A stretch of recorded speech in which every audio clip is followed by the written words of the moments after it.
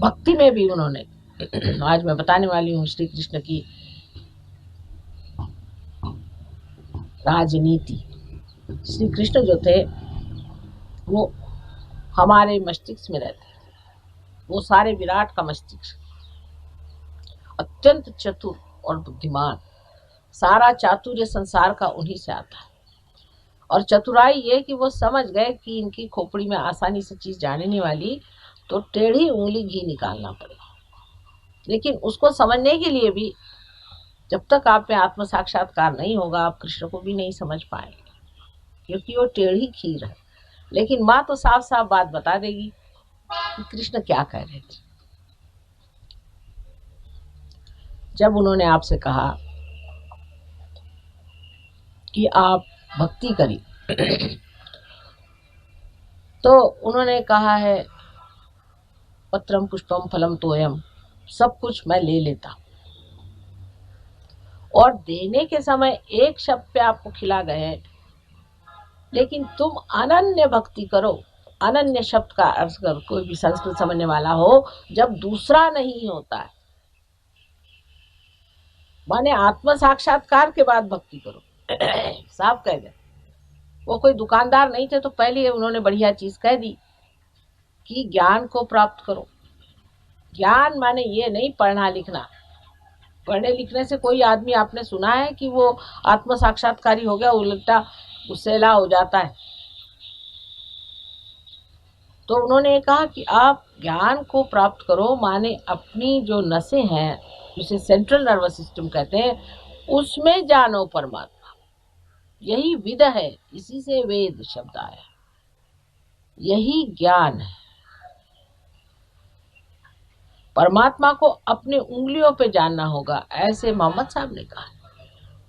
जब उत्थान रिजरेक्शन का समय आएगा तब आपकी उंगलियां बोलेंगी, ऐसे मोहम्मद साहब ने कहा है। श्री कृष्ण ने भी सबसे पहले यही बात कही। भक्ति के लिए अनन्य पे नचा दिया और कर्म के लिए फिर नचा दिया आपको। कहा कि सब कर्म करो और परमात्मा के चरणों में रखो। हो ही नहीं सकता, ये बेवकूफ बनाने की बात है। हो ही नहीं सकता। जब तक आपके अंदर अहंकार है, आप कभी भी कोई सा भी कर्म करने पर यही सोचेगा कि हम ही कर रहे हैं। लेकिन जब आप पार हो जाएंगे तो आप क्या कहिएगा कि ये हो रहा है माँ, जा रहा है, बन रहा है, इनका नहीं होता। आप ये नहीं कहते कि मैं कर रहा हूं, मैं कुंडलिनी उठा रहा हूं, ऐसे नहीं कहते आप कहते उठ नहीं रही। तृतीय पुरुष में बातचीत शुरू हो जाती है।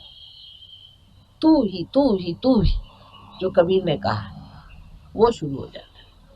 जब तक आपकी कुंडलिनी जागृत नहीं होगी तब तक आप कर्म का फल परमात्मा पे डाल ही नहीं सकते। लेकिन कुंडलिनी जागरण के बाद हठात आप डाल ही देते, कहते ही नहीं बनता दूसरी चीज। अब कोई आदमी का नहीं हो रहा तो कहें भाई हो नहीं रहा, क्या करें, इनका तो ये गड़बड़ है, उनका वो गड़बड़ है, कुछ पाप कर्म होंगे, कुछ और गड़बड़ होगी, कोई बात होगी। अब बोल भी सकते नहीं, ये चक्र पकड़ रहा है, वो चक्र पकड़ रहा है, ये होगा। लेकिन ये नहीं कहेंगे कि मैं कर रहा हूं, मैं छूट गया।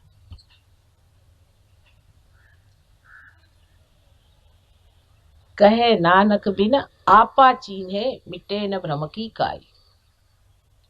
अब वो रट रहे हैं, अखंड पाठ कर रहे हैं।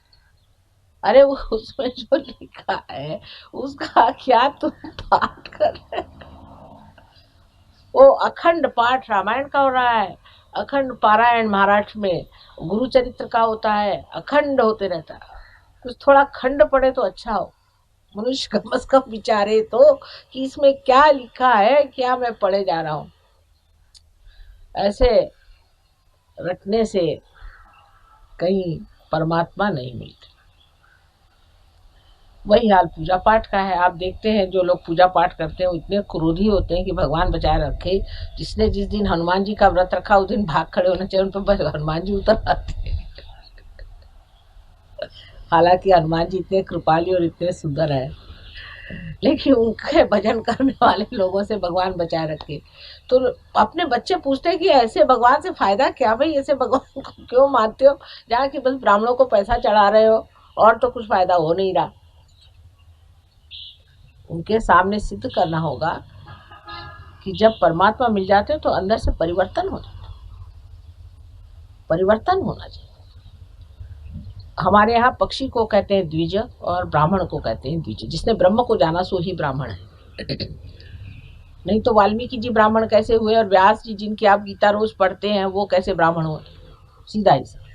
कोई बुरा माने चाहे भला माने, बात सही है कि जब तक आपका आत्म साक्षात्कार नहीं हुआ आप ब्राह्मण कहलाने लायक नहीं।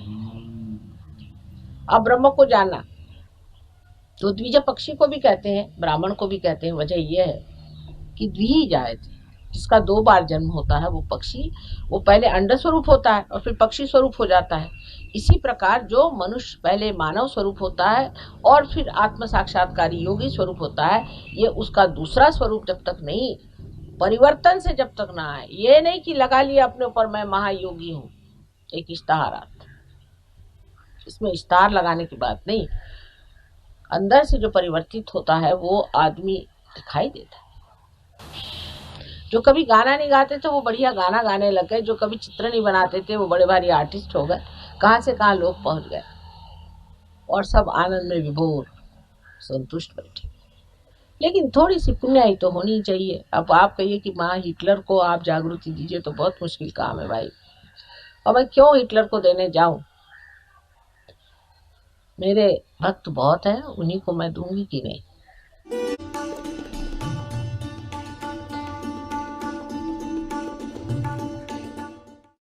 शरीर के साथ आपका ज्ञान भी प्रगल्भ होना चाहिए, वो भी एक संतों जैसा होना चाहिए। पहले संत लोग कोई यूनिवर्सिटी नहीं गए, कॉलेज नहीं गए, पढ़ते नहीं थे, बहुतों को शायद लिखना पढ़ना भी नहीं आता हो, ऐसे भी संत साधु हो गए हो। लेकिन संतों के लक्षण सारे उनमें थे।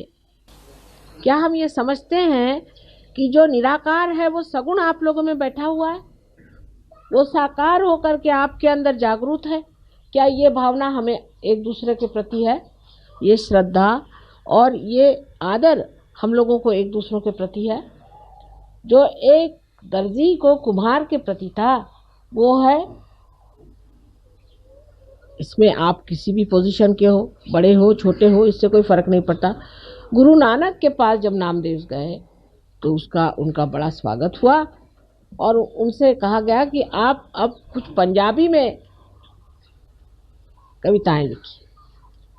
तो आपको आश्चर्य होगा कि नामदेव की किताब इतनी बड़ी है, उसमें से आधी जो है उसमें हिंदी और पंजाबी में कविताएं, और इतने सहूलियत से उन्होंने पंजाबी और हिंदी भाषा में लिखा है।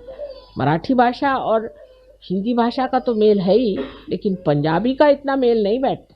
मैं भी पंजाबी भाषा जानती हूँ और आश्चर्य की बात है कि इतना सुगम और इतना सुंदर लिखा है सारा कुछ कि पढ़ते ही बनता है। और उनका कितना आदर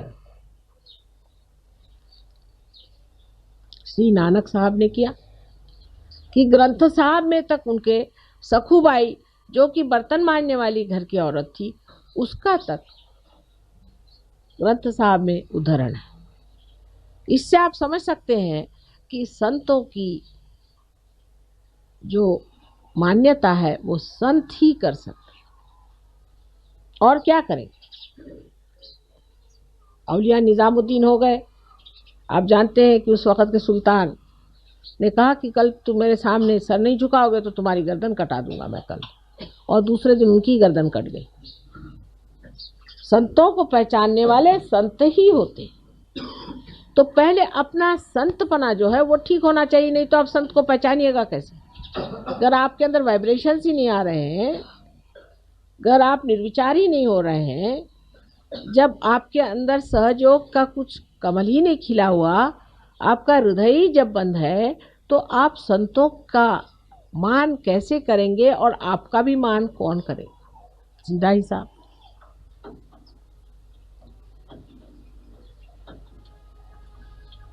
तो संतों का मान जब शुरू होता है तब मनुष्य ये भी सोचता है कि उस मान्यता पे हम आए,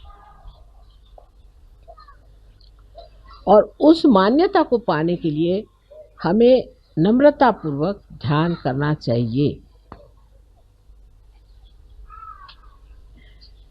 यहाँ बातों के और लेक्चरों से तो काम होने नहीं वाला,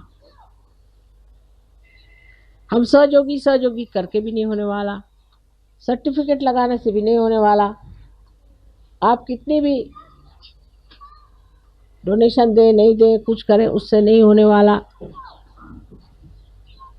इसमें जब तक फल नहीं लगेंगे तब तक यही लोग कहेंगे कि हाँ हम जानते हैं ये भी एक है खड़े हुए, ऐसे बहुत देखी। सो फलद्रूप होना चाहिए, इसमें फल लगने चाहिए, और उसके लिए सबसे पहले इस प्यार का वर्ण करना चाहिए, जिस प्यार में मनुष्य के पास सत्य का दर्शन होता है। इतना ही नहीं पर उसमें शून्यता आती है, विजडम आती है, इस प्यार में विजडम आती है, और उस प्यार के साथ, उस मोहकता के साथ, उस मृदुता के साथ धीरे धीरे ये पेड़ बड़ा सुंदर बढ़ने लग जाता है। इसको संवारना चाहिए, इसको प्यार से संवारना चाहिए, मान देकर संवारना चाहिए, अपना मान रख के संवारना चाहिए, इसको बढ़ाना चाहिए, इसको सजाना चाहिए इस तरह से कि लोग देखें और कहें कि वाह रे वाह, कितने संत इस माँ ने बना दिए। पहले तो एक ही दो दिखाई देते थे, और फिर देखिए कि उस ज़माने में बेचारे एक कहीं तो नामदेव, एक कहीं तो नानक साहब, एक कहीं तो कबीर, एक कहीं तो वो बेचारे गोरा कुंभार, तो दूसरे ज़माने में हुए तो दो चार और हो गए। उनकी कोई जमात तो नहीं थी, उनका कोई विश्व निर्मल धर्म तो नहीं था जिसके बूते पे खड़े हो जाए। इतने संतों का समागम और इतनी सुंदर मंडली तो कभी नहीं बनी थी, लेकिन उसके जगह अगर कुरूपता दिखाई दे तो समझ लेना चाहिए कि अभी हमने अपने को प्यार नहीं किया, और माँ तो हमको इतना प्यार करती है और हम अपने को नहीं प्यार करते। अपने को शुद्ध स्वच्छ बनाना, इससे बढ़कर और क्या अपनी मनुष्य सेवा कर सकते।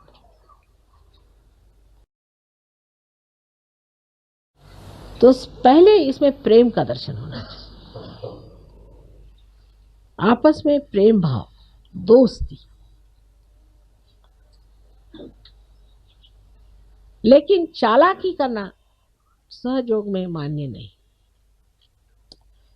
जो चालाक है वो महामूर्ख है मेरे विचार से, तो कि वो अपने ही को धोखा दे रहा है। किसको धोखा दे रहा है भाई? तो वो तो कबीरदास जी ने भी कहा है कि जो इसने जग को ठगा उसने अपने को ठग लिया, बेवकूफी है। तो अपने ही साथ चालाकी क्या करने की, अपने साथ तो कम से कम सच्चाई रखनी चाहिए कि भाई मैं अपने को क्यों ठग रहा हूं, मैं अपनी सुंदरता को क्यों घटा रहा हूं। जो भी आपका अंदर है वो बाहर दिखाई देने लग जाएगा। धीरे धीरे आप देखेंगे कि आप सौम्य स्वरूप, आकर्षक, मोहक, इस तरह के एक विशेष रूप के योगी संत हो जाए। लोग अपने से प्यार नहीं करते। एक तो सरकारी यहाँ जो असर है कि सरकार से आगे भी एक बड़ी भारी सरकार बैठी हुई है, और वो सरकार प्यार से चलती है, विश्वास से, आनंद से चलती है। उस सरकार में हमें खड़ा होना है, इस भावना को दृढ़ करना है और अपने प्रति पूर्ण विश्वास रखना है कि हम होंगे, यही करेंगे। जब तक आप लोग इस दशा में नहीं पहुंचेंगे, आप इस देश का भी कुछ कल्याण नहीं कर सकते, अपने घर वालों का भी कोई कल्याण नहीं कर सकते, किसी का भी नहीं कर सकते। अगर आप ही के पांव जमे नहीं है जमीन पर तो आप किसको बचा सकते हैं बताइए? आप खुद ही डामाडोल खड़े हुए हैं, तो जिसके साथ 2-4 और आ जाएंगे तो आप डूब जाइएगा। और यही होता है। इसीलिए हम देखते हैं कि आसुरी विद्या आदमी जल्दी पकड़ता है और शुद्ध विद्या कठिनाई से पकड़ता है। हमें आप मानते हैं सो तो ठीक है, मानना तो है ही, क्या करें आप।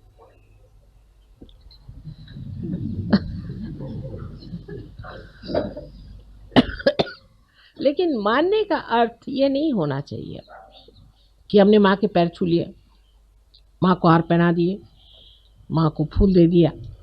नहीं, मेरे गले के हार बनना चाहिए आपको बनना चाहिए, हार को नहीं। आप मेरे गले के हार बनिए, आप मेरी शोभा बने, तब मैं कहूँ कि आप मुझे मानते, कि दुनिया कहे कि हाँ भाई तुम्हारे एक सहयोगी मिले थे, उनको देखकर हम समझ गए कि कोई विशेष बात है, ऐसे हो नहीं सकता।